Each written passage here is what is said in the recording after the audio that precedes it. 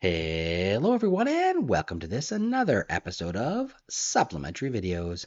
My name is Kasanis. Guys, in the last video we took a look at how we can move an object through code. In today's episode we're going to take a look at player input and how that input can influence things like movement. All right, let's get started. Okay guys, so to start off with I want to suggest that there are two different methods of input within Unity, two different options for us, either what's called the classic input system or what's called the new input system. And when I say new input system, it's not actually that new. It's been around for quite some time. It's only recently kind of been set as default where you can use it all the time without having to go through and actually download it and what have you. But now it's not that new. So if you are one of my students, you have lecture notes that cover both the classic input system as well as the new input system. And what I've decided to do for these videos, rather than making a video on both of those systems, I'm not going to cover the classic input system. I'm going to just go right away into the new input system. The reason being, in your second semester, we will be creating a game and we'll be utilizing a lot of different input devices, and we go in depth into the new input system. And as soon as you know the new input system, you pretty much forget about the classic input system. You'll never ever use it again. So rather than go through and teach you something that you're going to throw away, I think in these videos, I'm going to go directly into the new input system. I'm going to do really a very surface level look at the new input system just to get you up and going for the projects you have within class. And for anyone who's out there, it's going to be a very surface look at the new input system, but it's going to be enough to get you to be able to utilize Unity's new input system and use different controllers that are available with it. The way the new input system works is based on what right here. Actually, Unity's provided us with one based on this particular asset, the input system's action. If I double click on it, it's going to launch a new window. And let me just drag this and park it here for us. So what this is going to do, basically the way the new system works, is it allows us to create what's called action maps. Those action maps have a list of actions associated with it. And those list of actions in turn, if let's take a look at jump, for example, the actions themselves have a number of different things that can be used for input. And each of those different things, each of those different actions have different binding properties. And the way that this works is whenever one of these actions is utilized, you are able to manipulate or do something through code through the input itself. And Unity has gone through and they have provided for us this action map here, the one that I just double clicked on. It comes as default with our system now. And the great thing about it is it really kind of has a bunch of different things that are utilized very frequently.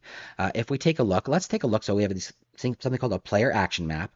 And in the player action map, I have this move action. If I expand this move action, you can see that there are a number of different options on how we can use this particular input.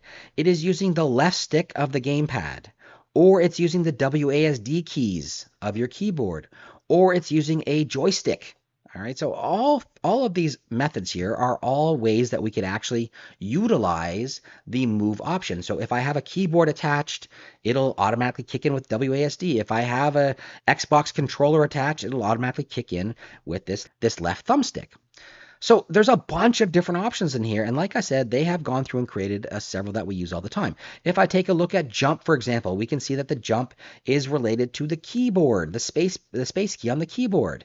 It's also the south button on the gamepad. So there are a bunch of these different options that are automatically available to us. We don't have to worry about setting anything up.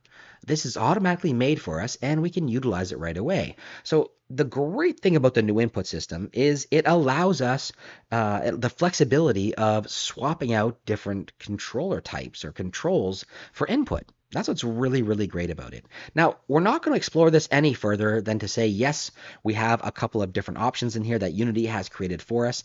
And you know what we'll do? We'll start right away with this jump option. In fact, what we'll do is I'll show you how we can work with this jump option to accept it as input.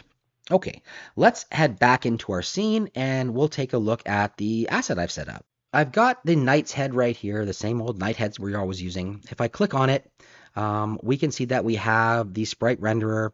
I have something called a player input. We'll explore that in just 1 second. I've got this player control system, which is something that I've written, and I've got this rigid body 2D. I don't have anything else in here right now. We're not going to actually be utilizing this in any kind of game or anything like that. I didn't put a collider or anything on it. So a couple of things here that are different that you don't really know yet is this player input. The player input component allows us to access the input system, this action map that was given to us. So if you want to add your component, you can simply go in to your add component button. You can start typing player, and you'll see right away there's this player input option. That's the one you're looking for. When you add that player input option, it'll automatically be added as a component. And basically what this does, it says, hey, you can utilize this action map and I will understand what you're talking about. Now, there's much more to it than that, but we're not going to go into it at all. Just know that as soon as you add this, and with this player in this input system, this input action map that was added for us, your system is going to work. In your second semester, if you're one of my students, we will go in depth into how player input works, and we'll understand exactly how to use it the way you want to. But for now, we'll do it exactly like this. Okay.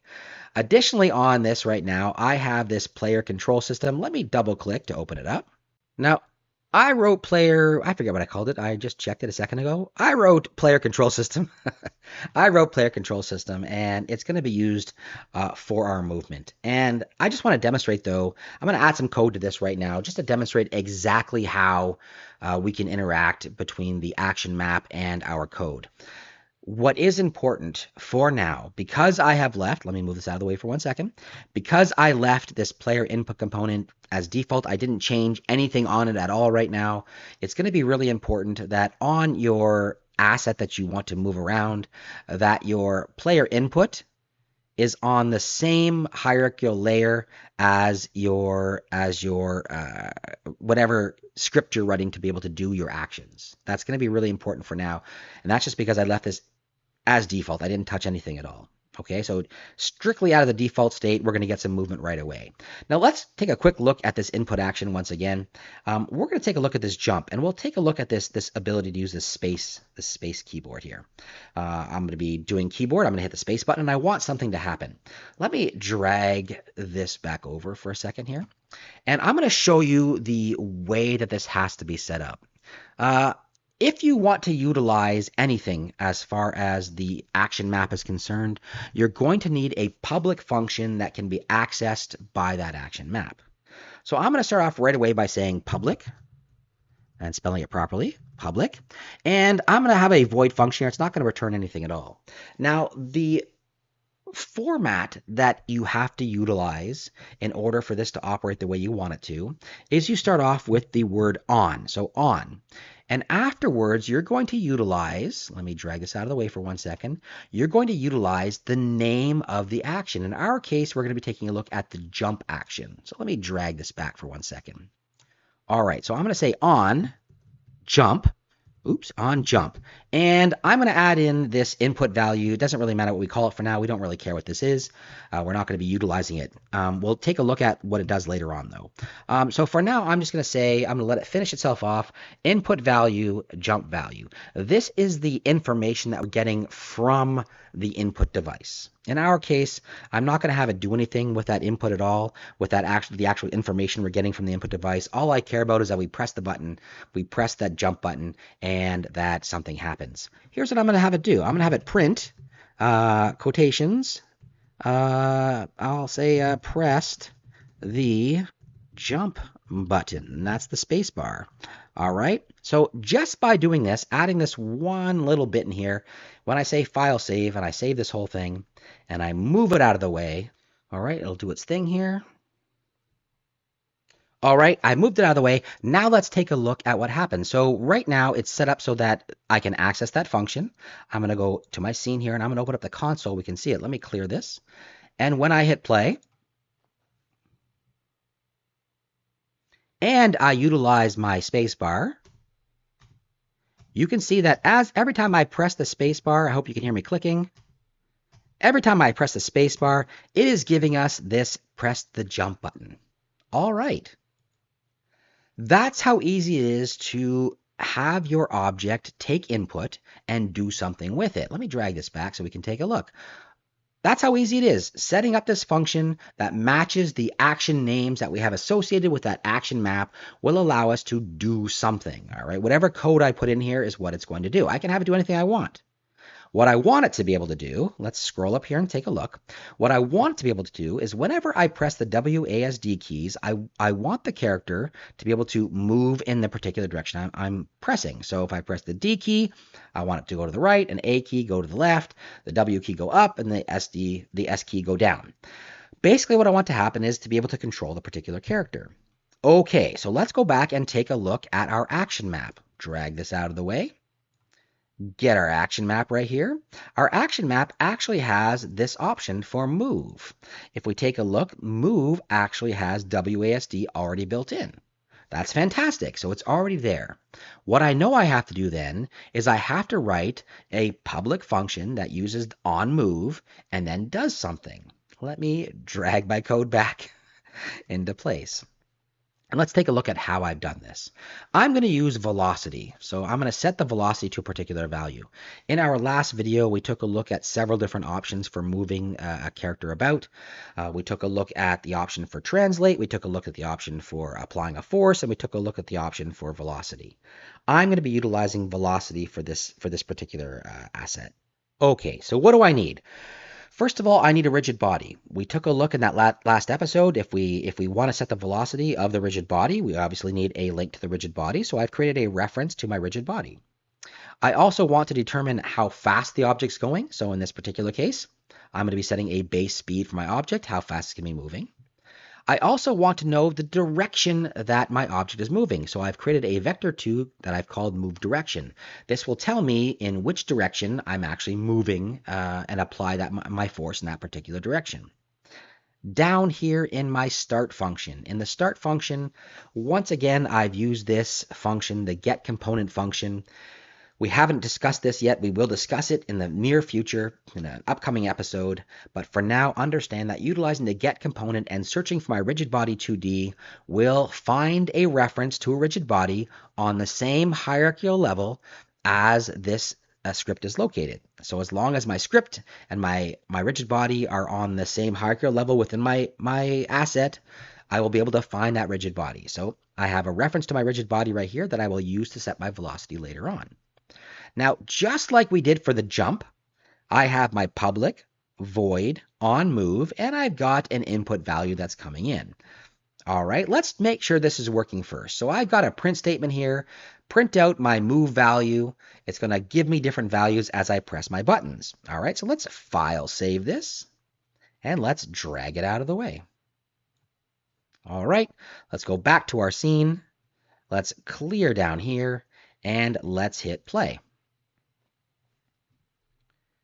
Now I'm going to be pressing various keys. My S key, you can see that I'm getting a value there. As I press each one of these, I'm actually getting the values that are popping up. All right, I can actually see every time I press a key, I'm getting a new entry into my input value. Great. Let's stop this. Drag our code back. All right, so knowing the fact that our onMove is now working, I can get rid of this print statement. And I can do something with the actual value that's coming in. So let's turn this on and turn this on. All right, I'll remove these comments. So I had an input value coming in that I've saved in input and in move value. Move value gives me the information about the keys I'm pressing in this particular case, or the direction that my joystick is pointing, etc. So in this particular case, I'm going to take the move value. I want to set it up as a vector2, and I want to save that vector2 in my move direction vector, which I declare at the top. This is going to tell me which buttons I'm pressing. It's going to give me a value normalized, so it's values below 1 or 1. It's going to give me information about the buttons I'm pressing. So let me file save this and check that out. Previously, we were just saying, oh yeah, move value is coming in. Now we've defined move value as something. In this particular case, we defined it as a vector2. We've normalized that vector, and we are saving it in our move direction. Drag this out of the way, and let's hit play. Now, if I hit the D key, we can see that I'm actually getting two statements. I'm getting the fact that I press the D key in the positive X with nothing in the Y. And when I release the D key, I am seeing I got a value of 0, 0. So my vector has now been reduced to 0. Let me press the W key. If I press the W key, you can see once again I have this particular, let me stop the collapse here. Once again, when I press the W key on press, I got this value of 1 in the Y and nothing in the X. And on letting go, I get 0, 0. So every time I let go of the button, my vector is reset to a value of 0. But every time I press a button, I am getting a value that's associated with a direction. Watch what happens if I press W and D at the same time. W and D, all right? You saw I got a bunch of different values. So when I pressed W first, because that was the first number I pressed, I got a 1 in the up direction. When I pressed W and D at the same time, I got value of, it's been normalized, 0.71, 0.71. When I let go of the D key first, and the W kicked in one last time, and then it was reset to 0. Okay, so I'm getting all these values coming in, which is great. That's exactly what I want. I have to be able to convert these values now into movement in my character. So let me stop this and we'll take a look at the code again. Okay, I'll drag it back. All right, so now that this is working, we know that our on move is working. We want our character to move around the screen based on our input. So let's get rid of this print statement. We don't need that anymore. We know that's working. What I've done here is I've created myself a something called player movement. It's just a function down here that's actually going to perform all of the player movement that I'm gonna utilize. So everything is kind of compartmentalized. I've got this thing broken up into functions. I can call this whenever I need to. Okay, let me just file save this now that we've got this set up. Let's take a look at exactly what we do inside of player movement. We come in on the on move, we set up our move direction, and then we call player movement function, which is right down here. The player movement function accesses our rigid body through the reference, and it sets our linear velocity in a particular direction. I'm utilizing the same techniques that we discussed in the last video. So I'm setting my linear velocity utilizing a new vector 2 in this case. So a new vector 2. I am taking the x value of my move direction and I'm multiplying it by the base speed. And I'm taking the move direction of my y. I'm taking the y portion of my move direction, and I'm multiplying it by the base speed to get my movement in the vertical. Obviously, the x is giving me my horizontal movement. That's all it's doing. All right, it's setting the velocity in that particular direction. Now, remember, as I pressed a button, as I pressed the W key, it would give me a value of 1, multiply this by 1, and as I let go of the W key, it would set the value to 0. So I'd be multiplying 0 times my base speed, and I'd get a linear velocity of 0 across this entire vector, right? So pressing a button, then letting it go will cause me to instantly be moving when I press the button in a particular direction with a particular velocity. And then upon letting go, I will instantly stop, and I'll have a velocity of 0. All right, that's how this has been set up. So I get really kind of responsive but robotic-like movement out of this particular setup.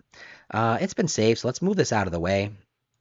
And let's just check out how it's working. So I'm going to hit, I don't need that console anymore. I'm going to hit play.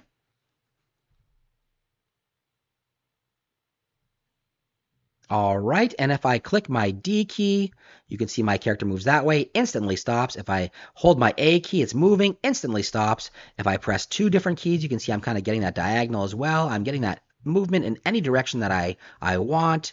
And when I let go, it instantly stops.